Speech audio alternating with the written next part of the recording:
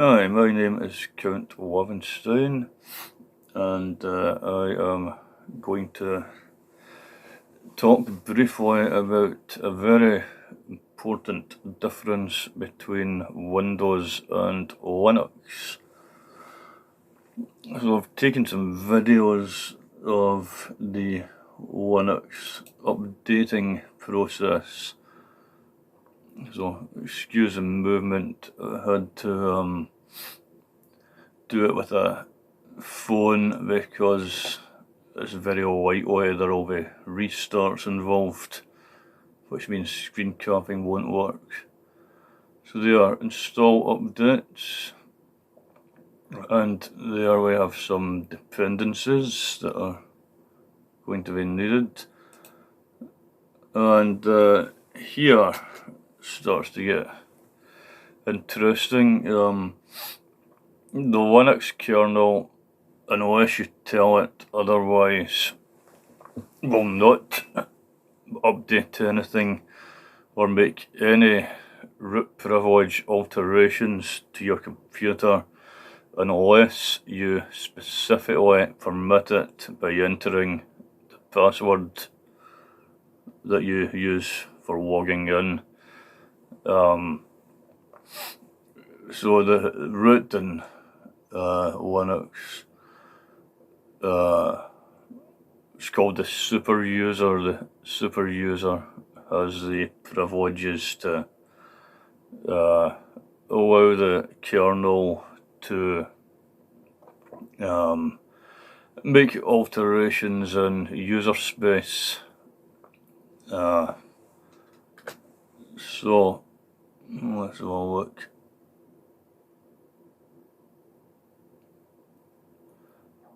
Now that the OS has permission, it will start downloading the package files, and we'll install them. If basically the upshot is, in Linux you're not forced to accept updates that you don't want or updates that will stop your machine from working. That's a quintessential point that Linus Torvalds always hammers home. Never break user space.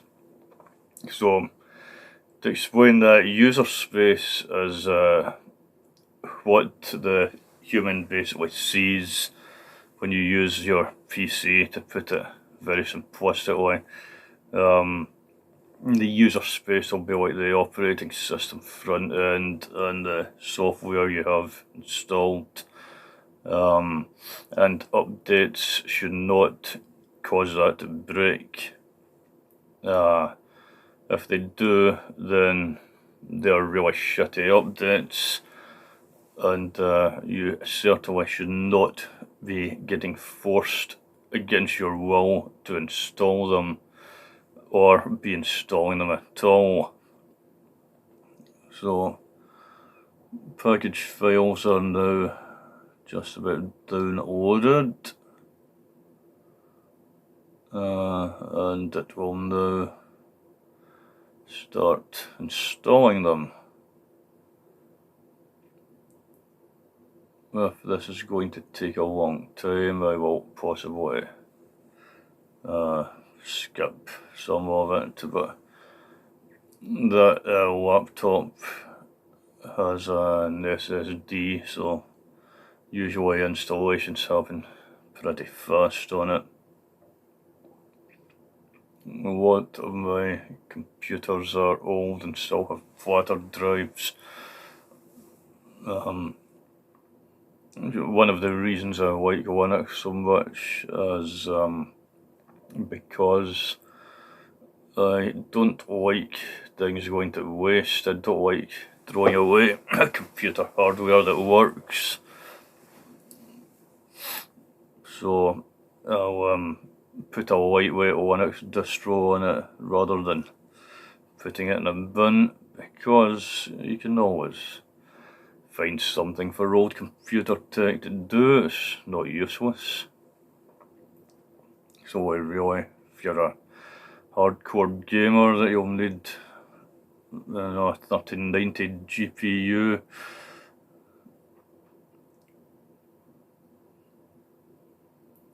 Okay, here we go. Configuring Linux firmware.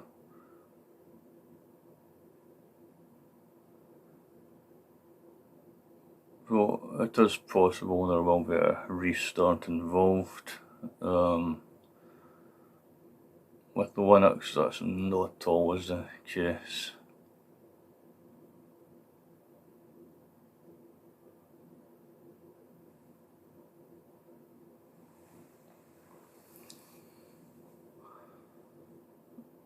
But there is going to be quite a contrast between this and the last Windows update that I tried installing. Well, actually I didn't try installing, I was forced to install because there is basically no way to fucking even turn the update service off. That's good, as I will demonstrate after this. Microsoft have been really good at back-ending PCs and turning back on services that the user might have removed, which in itself is quite appalling. I mean, if you install something like FreeBSD or Linux on your PC, you are the owner of the PC. The PC will operate according to your desires. When you install Microsoft Windows, you have the PC for as long as they see fit. Their next operating system upgrade, like Windows 11, may not work on older PCs because Microsoft have decided just not to support them. Now, this is not for any technical reasons. Windows 11 can be hacked, so it runs perfectly well on old PCs. This is purely for social and political reasons that are beyond my knowledge, but which I could probably take a pretty good guess at. However, I'm not here to engage in conspiracy theories. I am merely here to demonstrate what can be demonstrated.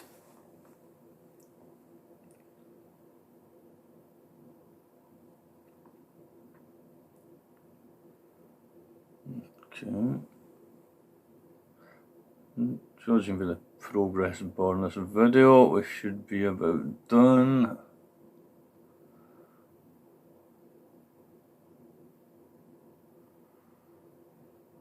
And there you have it. Easy as that. No need for an upgrade. No need for a restart. And that is my laptop now up to date. And the video is looping. So, let's see which one of these is the Windows update. I should probably have checked that out before. Oh, there's my multivitamins.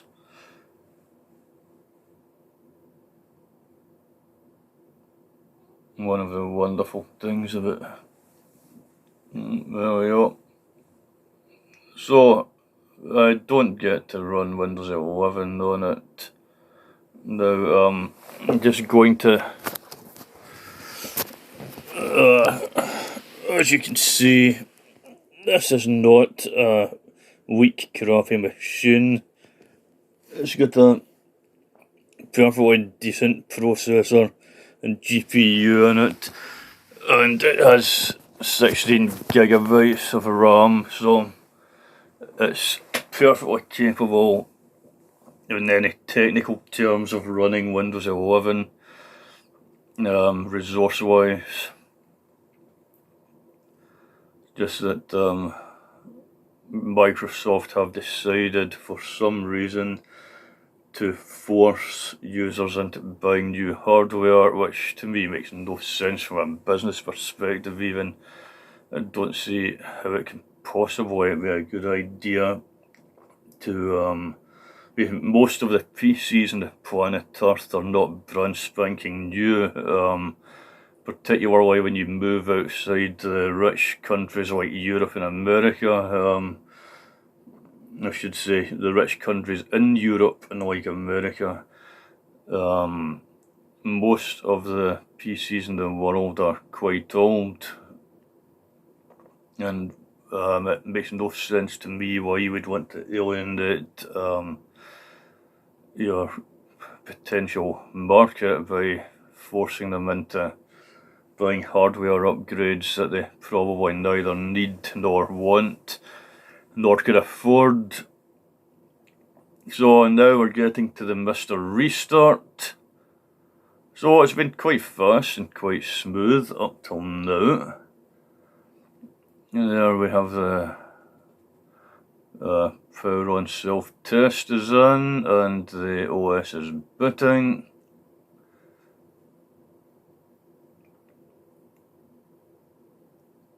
And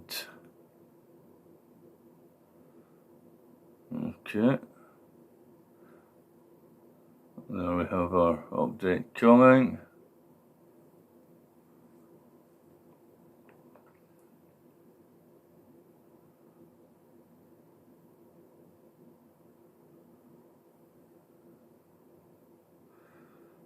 Their little white circle of misery.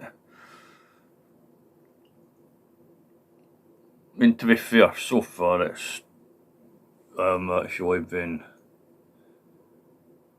no slower than the Linux update. Slightly faster in fact, but that is probably down to the fact it's a much more powerful machine than the little laptop that had Linux on it. Maybe I'll wonder, given the way I'm talking, why I have Windows on my PC at all. The reason is because I'm an audio engineer and I have some very old bespoke hardware which is very difficult to get support for, even in Windows actually, let alone in Linux.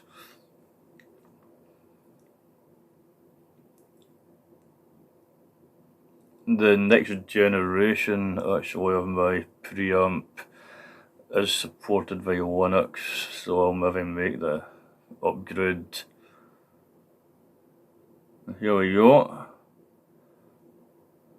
So that's all been very smooth and it's booted up fine, so what the fuck am I actually moaning about, you may well ask?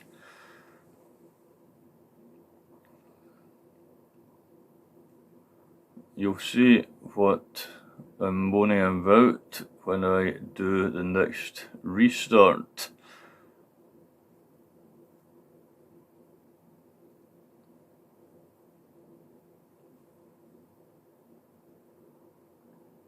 And there it goes.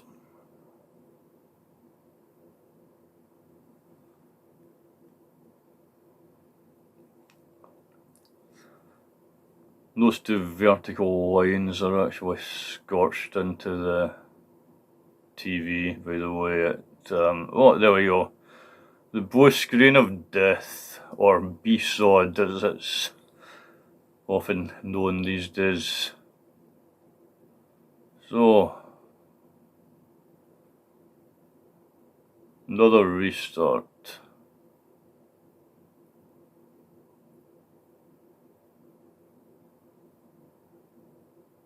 And another BSOD. So now the OS is going to have to roll back the updates it's just done and enter a repair mode. Now this raises a question, why the fuck force these updates on the user in the first place? It makes absolutely no sense.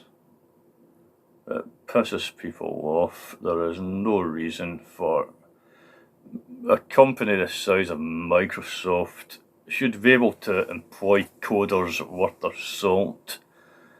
Who don't, I mean, never mind breaking user space. This is an operating system that fucking breaks itself with these updates. I mean, that is beyond disgraceful. That is incompetence that is on a level of what you saw with like Space Shuttle Challenger or Chernobyl, although the end results are not quite as calamitous for millions of people, or in the case of Challenger, 7 people. Now that's not the operating system's fault, that's me not typing my own password properly. So finally, that is Windows updated after an absolute fucking shit show, and after informing me that I'm not allowed to install the latest version of the OS on my PC, which is perfectly capable of running it. Oh, and the video was whooped back at the beginning. So now there should be another video where that's already been seen. What's this one? Right. So I'm going to, or I did go into the services here, because I want to demonstrate something interesting. And there we go, services. I did this earlier, that's how I can do it with no hands. There's the, pause for a second. There's the Windows Update service, which is running. And there is the Windows Update Medic service. Now what the Windows Update Medic service does is it watches to see if you disable the Windows Update service, and it switches it back on. Now, I've also tried disabling the Windows Update Medic service, thinking that would solve the problem, and it didn't. What actually happened was Microsoft back-ended it and turned on the Windows Update Medic service. This leaves you with the only way to the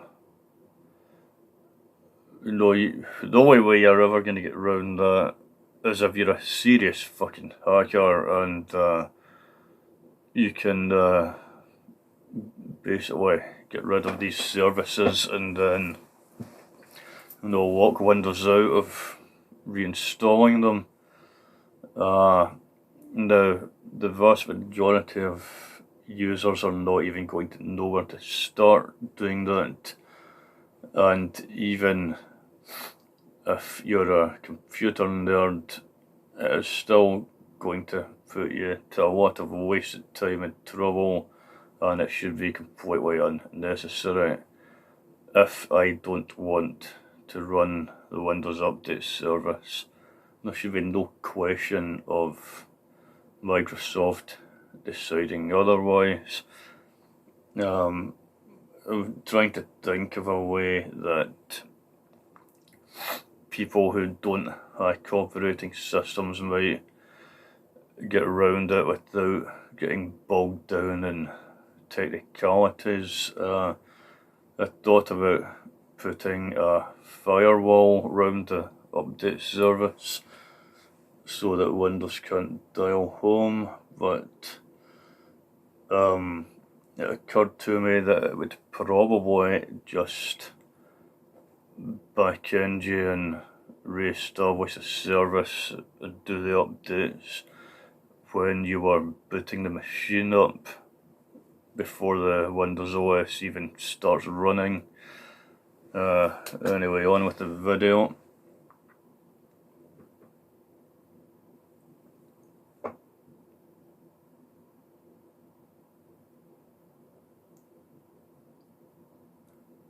So there is Windows Update disabled.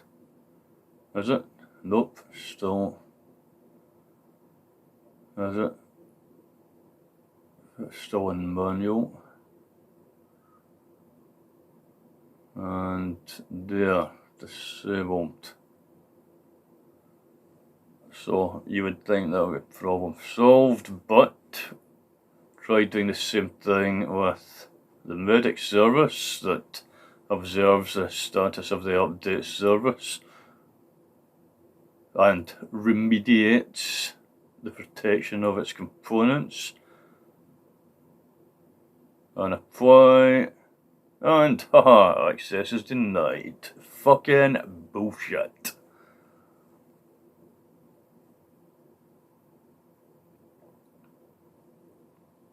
Absolute fucking bullshit. That to me, that was the main, that was the main kind of driving force in my personal decision to steer away from using Windows in future. It's going to cause me a lot of short-term hassles. I do have a recording studio now that runs on Linux, and it's reasonably straightforward to operate it. It's reasonably stable, but it was not a simple matter to iron out all the issues that cropped up, and it definitely would not be for everyone. I mean, I've been playing around with computer operating systems since I was a small child. So if I find it a pain in the arse, your average user is probably going to really hate it. But it does work, it is possible, and Linux is getting, like, Ubuntu and Linux Mint, which is an Ubuntu variant, are just getting better and better all the time, while Windows, Microsoft are just getting into more and more violations of people's basic rights. When you pay money for a computer, that computer should belong to you. It should not be, there should be no question of the people who create the operating system ever back-ending it and collecting telemetry from the user. They should never be back-ending it and forcing updates on the user that are breaking the machine. They should not be breaking user space, and they sure as fuck shouldn't be breaking the very operating system they created just to force people to buy new hardware. I don't know if there's been some kind of deal, some kind of unholy alliance between the creators of the hardware and the creators of the Microsoft software, it's possible, but I can't say that for sure because I really don't know what goes on behind the closed doors of their offices, but it's the only reason for things going this way that makes any sense to me. But that said, as an opinion, it's something I'm guessing at. So, what I am saying is that in terms of the kind of ethics that go behind the creation of these systems, there's just no doubting that Linux is by far superior. In actual fact, in many ways, it's a more superior OS. It runs in a much smaller footprint, it's better structured and organised, it doesn't break user space routinely the way Windows does, and it doesn't shaft the people who run it. So going forward, what's not to like? It's Linux all the way for me. There will never be any Windows 11 ever installed in any computer I own that's connected to the internet. Simply won't use it. And that's me gibbered on about this for nearly half an hour, so call it a day there.